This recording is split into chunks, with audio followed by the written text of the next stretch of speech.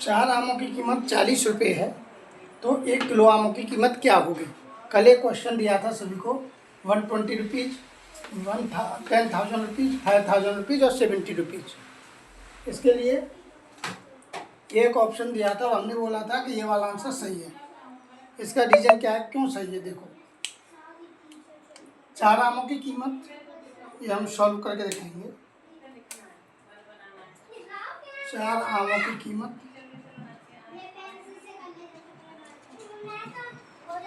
4 आमों की कीमत कितनी होगी। 4 आमों की कीमत 40 रुपये। तो एक आम की कीमत कम हो जाएगी, तो 40/4 यानी 10 रुपीज़ आ जाएगी एक आम की कीमत। वो ब्लूटूथ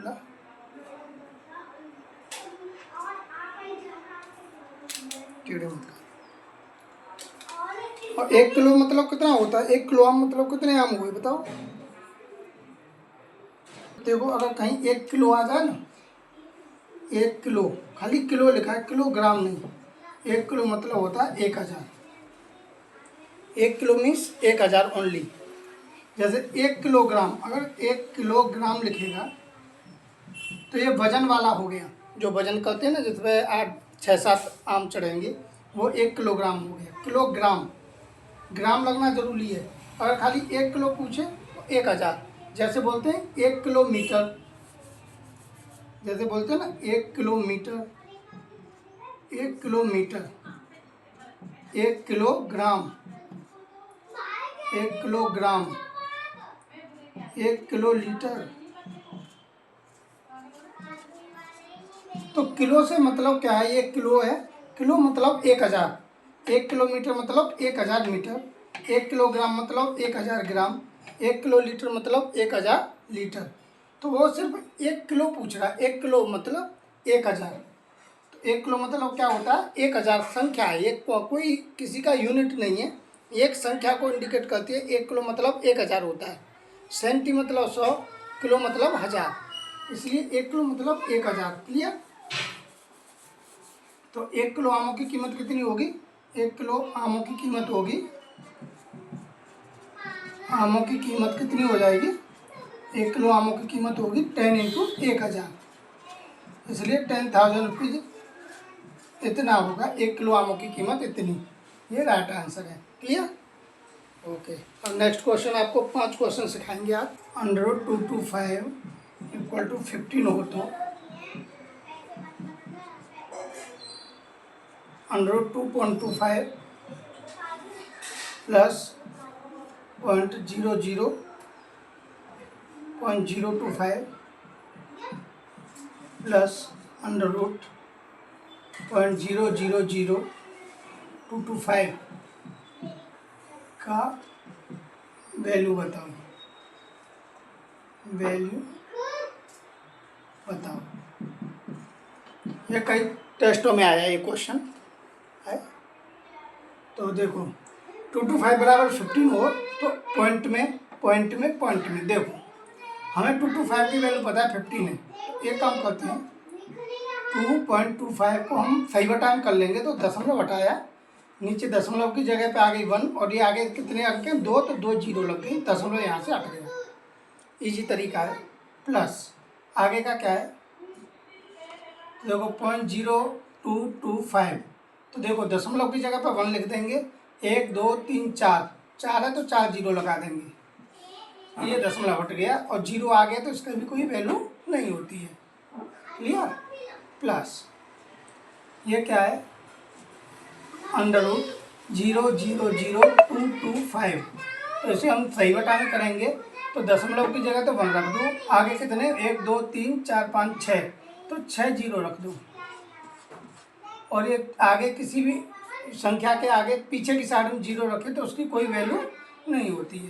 तो देखो इसको हम ऐसे हो जाएगा, ये √225/100 प्लस √225/100 इतना, प्लस ये √225/100। देखो इसका तो वैल्यू हमें पता है 15 दे रखा है, तो 15/100 का अंडर रूट निकालेंगे तो कितना आएगा 10। प्लस इसका 15 वैल्यू दे रखा है। अपन देखो ये देखो 100 इंटू 100, 100 इंटू 100 होगा तभी तो इतना आएगा, तो एक 100 इतना आ गया, प्लस उसका तो 15 आ गया क्योंकि ये दे रखा ही वैल्यू। अपन देखो 100 100 100, तो 100 से काम नहीं होगा इसमें। 1000 1000, तो एक 1000 आ गया, ये हो गया। और देखो इसका भाग देंगे तो 1.5, 100 का भाग देंगे इसमें तो 0.015, इसका भाग देंगे 0.0015। अब इनको ऐड कर लेंगे। देखो 1 2 3 4, 1 2 3 1, तो देखो 4 अंक है तो 5, 3 अंक है ना, तीसरे पे ये 1 है और ये 5 है, या ऐसे ऐड कर लो।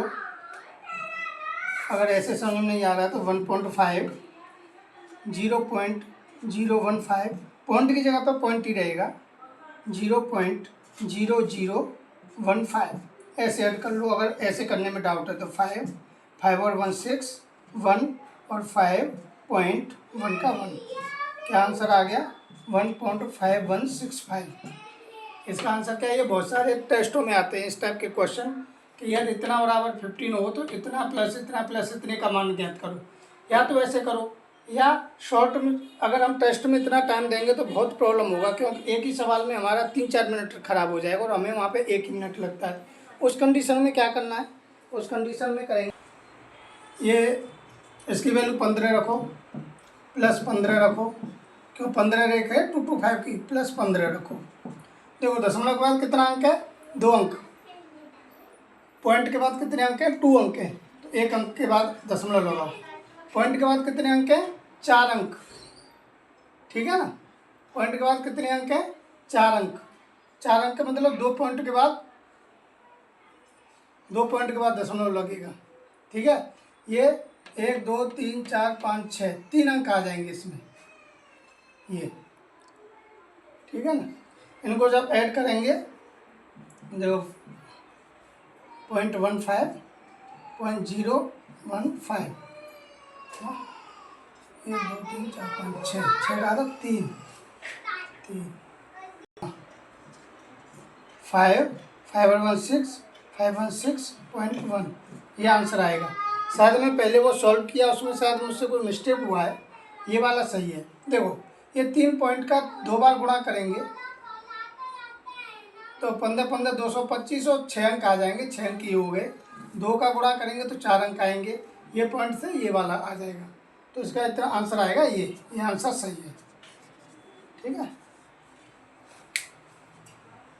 अजय कोई आदमी नहीं आया ना, अभी तो कोई लैब पे आया नहीं, कोई आदमी नहीं आया, कोई है ही नहीं लैब पे, 10 मिनट हो गए हैं, आया नहीं। बंद कर दो। हाँ लैब बंद कर दो। कोई नहीं आया, नहीं तो बता देती 5 है 6 है।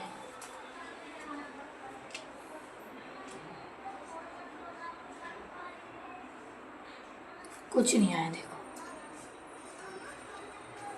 इस फोटो पे ज्यादा आदमी नहीं है। एक फल विक्रेता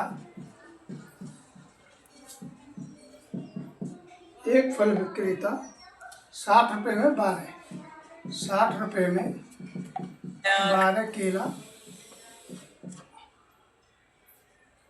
खरीदता है,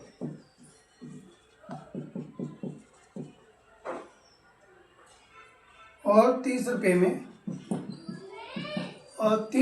में 5 केला बेचता है।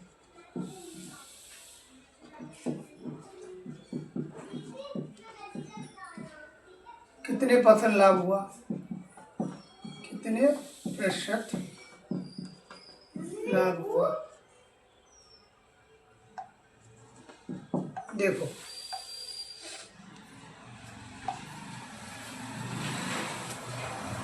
₹60 में 12 केला खरीदा। भाई 12 केला जब उसने खरीदा तो 12 केला बेचेगा, तभी उसे लाभ हानि देखेंगे। लेकिन उसका हिसाब क्या दिया, 30 रुपये में 5 30 रुपये में बेची केला कितनी 5, खरीदी थी 12, बेची अभी 5। तो पहले उसका ये देखो 12 केला कितने रुपए की बेचेगा। देखो 5 केला बेची कितने रुपए की 30 रुपए की। तो 1 केला कितने रुपए की बेचेगा वो 30/5 बराबर 6 रुपए की। तो कितनी केला थी उसके पास 12 केला खरीदी थी। तो 12 केला कितने रुपए की बेचेगा 6 × 12, 12 छिंगे 72, 72 रुपये की बेची। अब इसको इसमें से हमें पता चल गई कि 12 केला 72 की बेची और 12 केला 60 रुपये की खरीदी। वीडियो मेरा देखो केलों का सीपी क्रय मूल्य कितना है 60 रुपये और केलों का एसपी कितना आ गया 12 किलो का। 12 किलो का सीपी 60 रुपये और 12 किलो का सेलिंग प्राइस एसपी बराबर 72 रुपये। भाई 12 किला 60 की खरीदी, 12 किला 72 की बेची, लाभ हुआ हानि हुई भाई, प्रॉफिट हो गया इसमें। तो हमें प्रॉफिट कितना हुआ, प्रॉफिट बराबर एसपी माइनस सीपी। भाई जब हमें बेचेंगे ज़्यादा हमें खरीदेंगे कम में तभी तो फायदा होगा। तो 72 - 60 बराबर 12 रुपये। प्रॉफिट परसेंट निकालेंगे तो कैसे होगा, प्रॉफिट परसेंट बराबर 100 × लाभ, 100 × प्रॉफिट अपॉन सीपी। तो 100 × प्रॉफिट कितना 12, सीपी कितना 60 रुपये।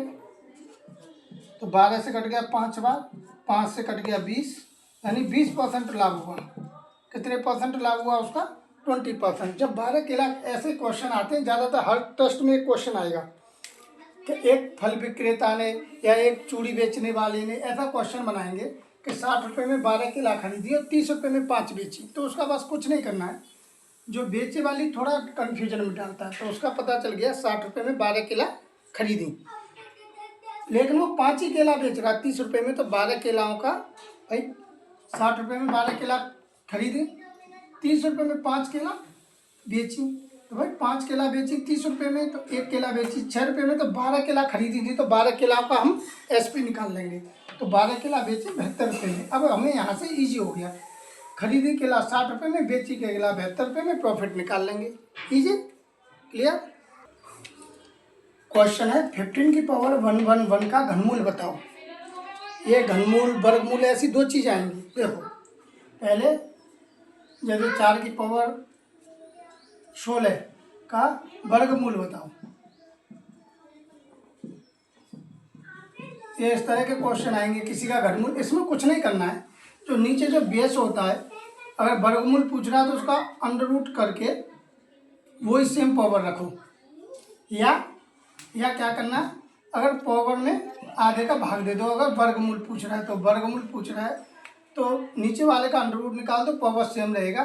अगर नीचे वाला सेम रहता है, अंडर रूट वाली संख्या नहीं है, जैसे कि 5 की पावर 26 का वर्गमूल बताओ, वर्गमूल बताओ। अगर ऐसी संख्या है तो हमें इससे है तो पता चल रहा है भाई वर्गमूल में ये तो किसी का वर्गमूल है नहीं, तो इसको कुछ नहीं करेंगे, जो पावर है उसको आधा कर देंगे। ये इसका वर्गमूल हो गया 5 की पावर 13, ये इसका वर्गमूल हो गया। सेम अगर कोई संख्या ऐसा दिया है 9 की पावर 23 का वर्गमूल बताओ। भाई हमें पता है 9 तो अंडर रूट है कितने का 9 की पावर 23, तो पावर से कोई छेड़खानी नहीं करेंगे उसमें।